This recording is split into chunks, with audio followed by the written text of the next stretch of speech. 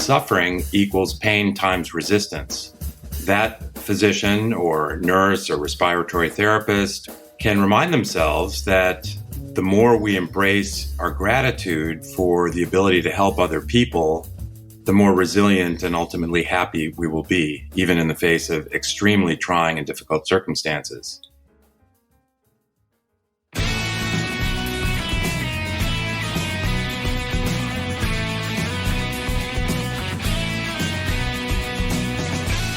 From OffScrip Media, I am Matthew Zachary, and this is Out of Patience. That was a quote from Dr. Greg Hammer, author of the new book, Gain Without Pain, The Happiness Handbook for Healthcare Professionals. Greg is a pediatric intensive care physician and pediatric anesthesiologist with a very interesting research focus in developmental pharmacology and immunology. He's widely published, frequently guest lectures, but this show is really about mindfulness to reduce or mitigate physician burnout. And if there ever was a time for our Spidey Senses to be tingling about physician burnout, it's now. So Andrew and I got a chance to break it all down with Greg, and we had a fascinating conversation that we hope you enjoy. Greg, thanks for coming on the show. I have a unique affinity for pediatric intensive care. On a personal note, my daughter was diagnosed with a rare condition called Sandifer syndrome, which mirrored stroke, and she was in intensive care with all sorts of breathing issues. And I've worked in patient advocacy. I'm a cancer survivor. So pediatric cancer, of course, clearly a very difficult market to traffic in as a doctor. But from that perspective out there, does working in that specific niche prepare you more to appreciate the value of burnout in the medical community? Great to be with you, Matt and Andrew. And yes, I think anybody who works in intensive care, and I do pediatric anesthesiology largely for our congenital heart program. Those are areas where we deal with a lot of sick patients. And there are lots of patients that we take care of that have very complex congenital syndromes who have very poor prognosis, yet they may be in the hospital for lengthy periods of time. And of course, that's a perfect environment for burnout for people who are working long term with hopeless situations. So that would certainly be one driver. So yes, I think working in critical care, one has to accept death and accept the fact that we are sometimes rather powerless to really help the patient. And we have to remind ourselves that we didn't cause the patient's condition and we may not be able to cure it. But yes, I think those environments are especially ripe for burnout. The reason I led with that question is because it's often too easy to dismiss the fact that doctors are people too. You have family, you have children, you go through the same experiences, you are patients just as much as we are. And what must it be like to have to understand and build systems and manage other team members in the medical space on a psychological level, the trauma. And we're living in like the greatest shit show on earth for a specific niche of doctors right now in this country with COVID all around the world out there, post-traumatic stress. How do you attenuate resiliency and perseverance into this narrative? That's a very good question, Matt. First of all, I would say that just as a background, I think there are three categories that are representative of the drivers of burnout. And one of them is the culture of medicine.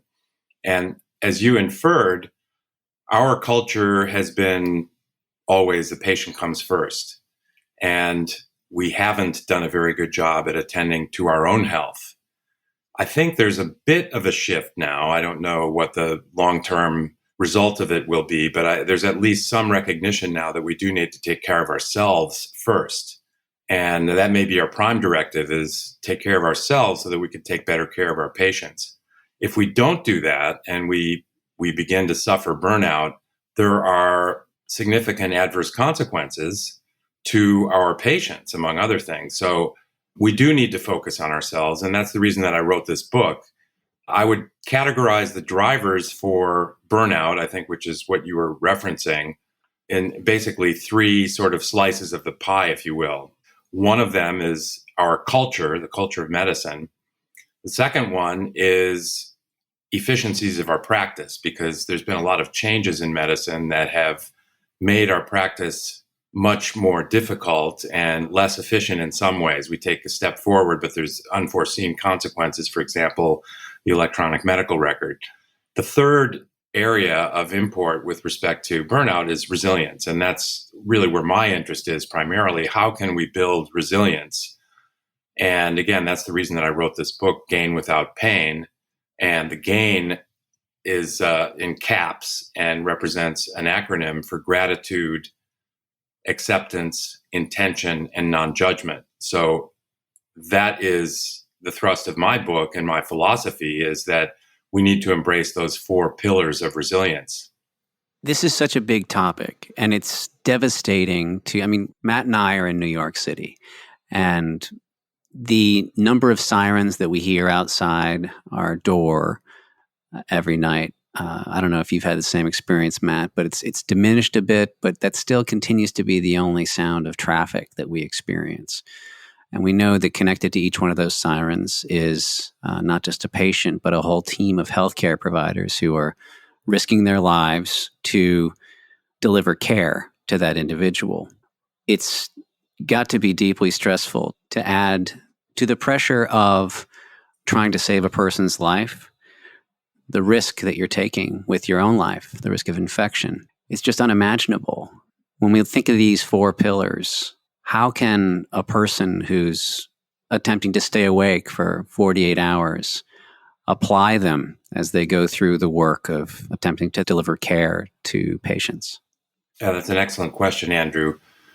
I would say, again, going back to the acronym GAIN, first thing is, in general, I think we as healthcare providers can be and should be grateful that we're in this very privileged circumstance of having the training and expertise to take care of other people. There are 2 kinds of happiness, if you will. One of them is hedonic happiness. And hedonic happiness is not meant to be a pejorative term. It simply refers to that joy that comes from things that are centered around ourselves, a promotion at work, an excellent meal, a great day at the beach, etc. The other kind of happiness is called eudaimonic happiness, and that really comes from service. That comes from helping other people. And eudaimonic happiness is enduring. It's a very stable form of quiet joy that we derive from the ability to do what we do.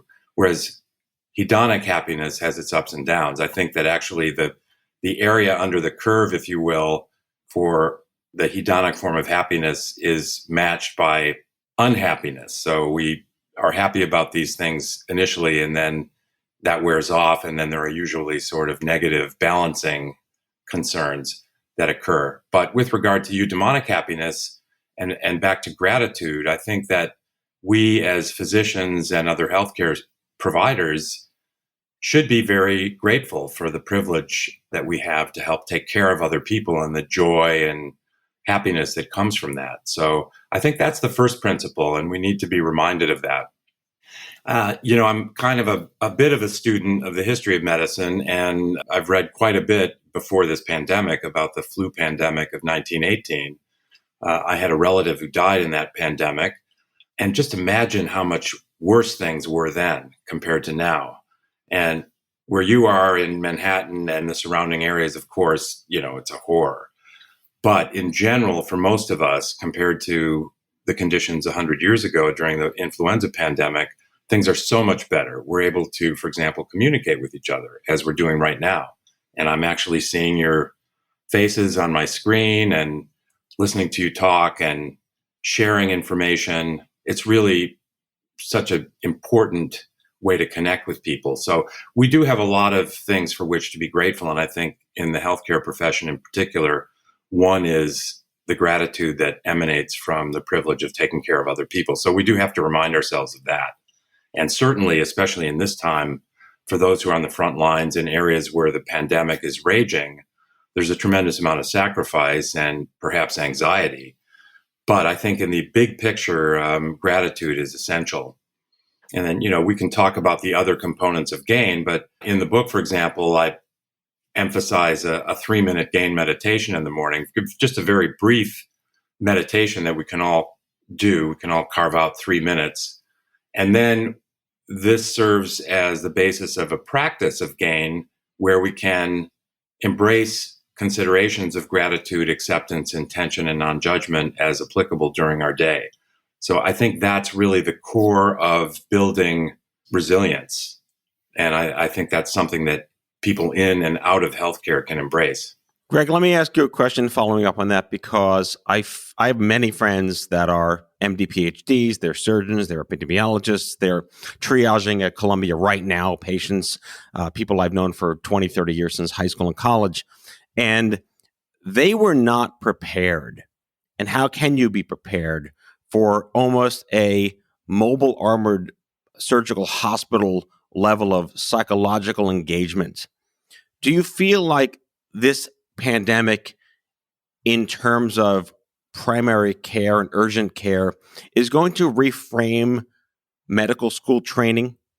That's another good question. I don't know whether it will reframe it. I think it will add a new category of training, and that is, preparedness for this sort of horrific occurrence. So, those of us who deal with trauma and, physical trauma to patients, who deal with life and death situations every day at work, I think are somewhat well prepared for this, even though there's no way to be completely well prepared, especially if you're in the middle of the hotbed like those in New York. But this will, I think, definitely affect medical training and will be an additional area of teaching and education in medical school and thereafter during residency and fellowship. Absolutely. I think this pandemic is going to have widespread, relatively enduring effects on our culture, including the culture of training in medicine. Yeah, there's only a certain level of elasticity to the human condition. Having worked in pediatric cancer advocacy for so long, we worked with nursing all the time. And these nurses go in and they know these kids are going to die, and they watch these children die every single day.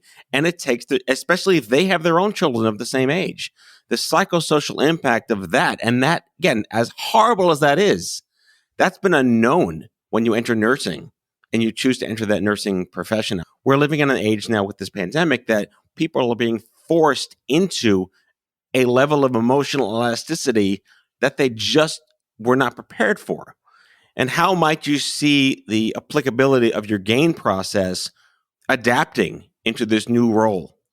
I'm so grateful for those nurses and others that work in oncology. I interact with our oncology services on a regular basis.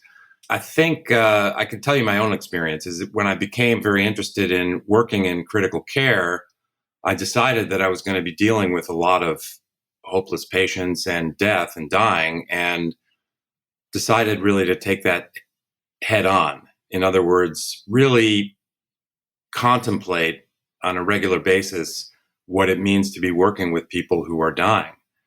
And one really needs to adopt and embrace the notion that we can't cure everybody, and all we can do is apply our skills, our compassion, our connection to other people as best as we can to try to make things a little bit better for the patient and their family. That actually is what the A in GAIN is all about. That's acceptance.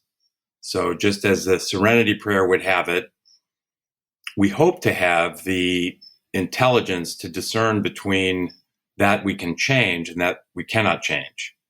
And for that we cannot change, we must open our hearts and let that pain and suffering in, sit with it, and accept it. Trying to resist it or suppress it, not think about it, will only actually increase the suffering that we experience. We like equations in medicine, and I have an equation in my book, which is that suffering equals pain times resistance. So the pain is there. I think the pain of dealing with patients who are dying, whether it's from cancer or whatever other process, is always there. However, if we resist it, our suffering will increase. On the converse side, if we open our hearts and learn to gradually accept it, our suffering will be diminished. And I think that is an essential part of our resilience. And that's the A in GAIN, which is acceptance. So I think all of us who work in fields where we have a significant percentage of our practice represented by patients who have a poor prognosis and some who are dying, really have to focus our attention inward and open our hearts to the pain and suffering around us and do our best to accept it and realize that we didn't cause it and we can't always cure it. Back with our guest after the break.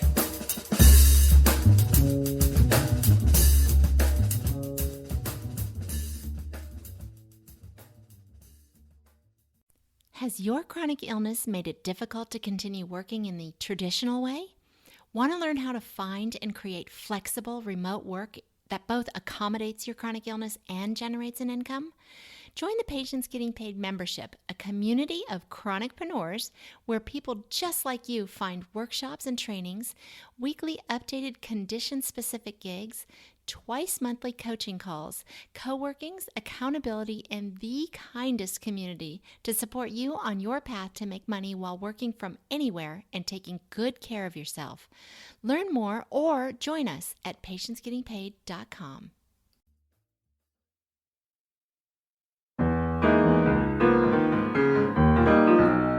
So thinking about applying GAIN to the actual day of a healthcare worker, and let's apply it to a healthcare worker in the current crisis.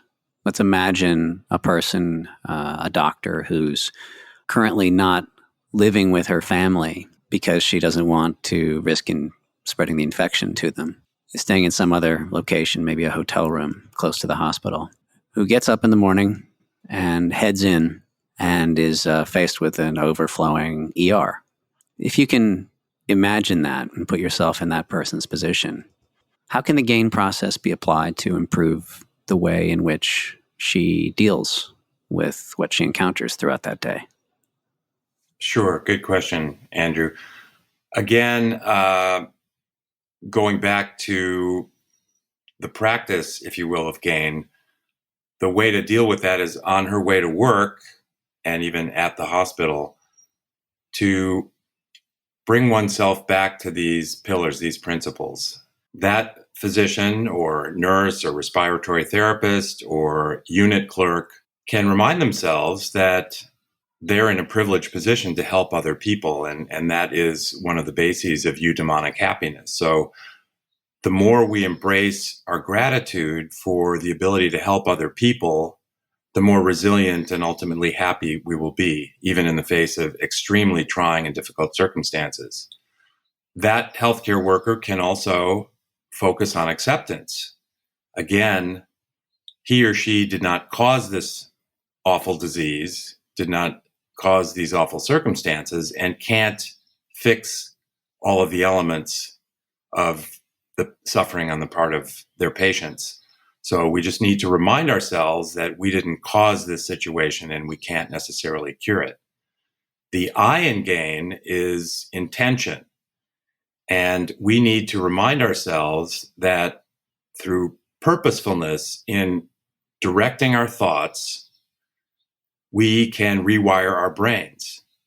This may be getting a bit far afield from your original question, but the fact is that we all have brain circuitry that is complex, of course. One aspect of our circuitry is we have a negativity bias. So we tend to dwell on the negative. We tend to remember things that are negative, painful, and forget all the good things. So, for example, when that healthcare worker goes home at night, they can focus on the patient who died in the emergency room or in the intensive care unit for whom they were taking care of. And that's okay, but they should also redirect their thought processes to all of the positive things that happened during that day, because undoubtedly there are good things happening. There are circumstances by virtue of which patients are being helped, in part related to this healthcare worker's efforts and knowledge and training and expertise. there's a really wonderful example of how we can use our intention to rewire our brains. And this applies to everybody, not just to healthcare workers.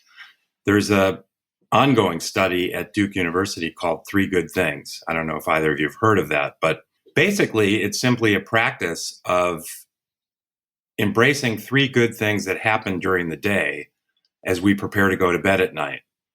Our usual negativity bias has us thinking of negative things that happen during the day. Oh, I wish I'd have done that. I regret this. I'm ashamed of that. In fact, just thinking of 3 good things that happen during the day as we prepare to go to sleep at night has been proven to improve our sleep and improve our happiness. Those that participate in the 3 Good Things study take a quality of life survey at a baseline, and then during the practice of 3 good things and thereafter. And we know, therefore, from the data from Duke that this simple practice, which takes no time at all, of intention, if you will, of thinking of 3 good things, redirecting our thoughts to 3 positive things that happen during the day, make us happier. So again, I think that's another essential tool. The I in gain, or intention, is redirecting our thoughts to positive things and also being present. Because of our negativity bias, we tend to dwell in the past and the future in ways that are maladaptive. So, for example, if we want to consider thoughts of the past, we often get stuck and obsessed with feelings and thoughts of shame and regret. Now, it's adaptive to think of wonderful things that happened in the past and how we can embrace our good memories. And we also have to learn from our mistakes. So to some extent, we should consider the mistakes that we have made and how we can do better. Those are adaptive considerations of the past. However, we can all relate to that we tend to go way beyond that and obsess on things for which we feel ashamed or regret. The same thing for the future. It's important to look forward to happy times ahead with family and so on when this pandemic is largely over, for example. And also we have to plan to put food on the table. So those are adaptive thoughts of the future. However, especially now, we do get stuck in obsessing over catastrophic thoughts of the future, and that breeds fear and anxiety. Again, it's our negativity bias coming into play. So we need to be mindful of those thoughts, and when we're having maladaptive, obsessive thoughts about the past and the future, we can use our intention to redirect those thoughts to something more pragmatic and something more positive. My negative bias is inversely proportional to my being Jewish, living in Brooklyn, and being a New Yorker. So I have to live with that congenital disorder to start. But in all seriousness, I really did want to touch on a couple of things. Number one is that it's often very difficult to recognize your own burnout because you're so passionate about what you do as a medical provider. It is euphoric, as I've heard from many of my friends who are themselves oncologists or rheumatologists or hematologists. They love what they do. They're passionate about this, and they understand, as you pointed out, the risk and reward of having to go through personal trauma, watching people die, watching people be sick, but maintaining a balance of the positivity that they do accomplish writ large at balance of what they experience in their profession. Where are you in the spectrum of helping people first start identifying, are they burning out? What are the signs of burning out? And what are the support structures that exist in the healthcare system, if at all? Are they biased against clinical centers, academic centers, rural centers that help those human beings stay their best selves to do their best job? First of all, the first part of your question, Matthew, had to do with self-recognition of signs of burnout. We can all recognize, whether we're in healthcare or otherwise, our diminishing patience over time. So when we're feeling frustrated and ultimately burnt out, we become more easily aggravated, more easily upset as time goes by. So, for example, one of your physician friends, Matthew, may go home at the end of a usual day feeling exhausted, but generally positive about what transpired during the day. And at some future time, that same person may be exhausted and frustrated earlier and earlier in the day. So the exhaustion they normally felt at 6 o'clock in the evening, they're now feeling at 3 o'clock in the afternoon or at 1:30 in the afternoon. So we can all recognize that our patience wears thin. It has to do with how we respond to people around us.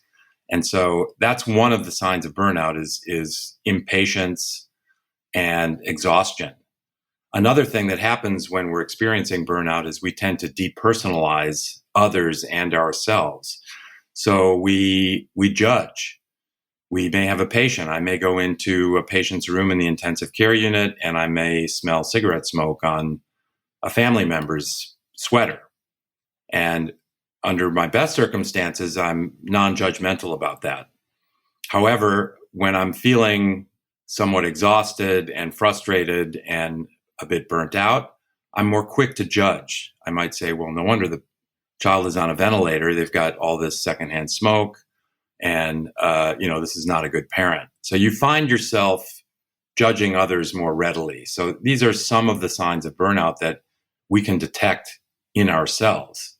And we're not necessarily identifying those things as burnout, but I think if we reflect at the end of the day on how the day went and how we're responding to our circumstances, these are things that we might notice. And so once one starts to recognize that one might be heading toward burnout, is there something that individual can do in order to tackle this burnout in the moment? Yeah, so I think part of Matthew's question, I think, also had to do with the culture of medicine, and is it contributory to burnout? And so, yes, I think the culture of medicine has contributed to burnout because, again, it's patient always comes first. We sometimes put self-care much lower down on our list of priorities. The culture of medicine has sort of included the expectation that we can work all night and then continue to work the next day. We have this limitless physical reservoir and mental reservoir, which of course we don't have. So I think the culture of medicine is contributed in some ways to burnout. There are several drivers there within that culture. So when we're feeling this way, I think we need to have a graded response.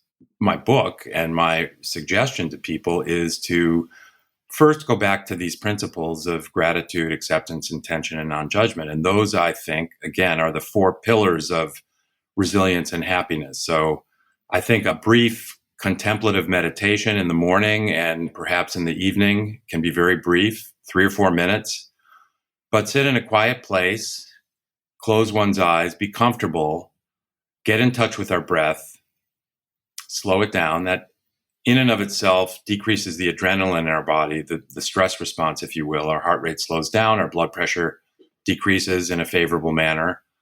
And then just go through sequentially these 4 principles. Contemplate your gratitude. We all have much for which to be grateful. Things could definitely be worse than they are. So I would, recommend focusing on that and then going to acceptance, intention, as we've discussed a bit, and then finally non-judgment. And non-judgment is not just accepting. Non-judgment is recognizing that things don't have to be categorized as good or bad, better or worse. We don't have to judge the world. We can just take the world as it is with what might be considered benevolent indifference. We don't have to categorize things in ways that render them good or bad. And more importantly is self-judgment, which is something that we in the healthcare profession, and I think others not in the healthcare profession in many cases, are especially adept at judging ourselves. And with our negativity bias, we tend to hold on to the adverse elements of self-judgment and judge ourselves very harshly. So to me, this is really the cure for burnout. I won't say it cures burnout completely, but in the arena of resilience and personal resilience, these are essential elements. We still need to have a change in the culture of medicine, and we need to consider the elements of practice efficiency and those things that keep us in the hospital for an extra hour or two because of a variety of inefficiencies. But we can't necessarily change those things. So focusing on our own personal resilience, I think, is key. I have my own interesting equation to share with you, which is that judgment times empathy equals schadenfreude.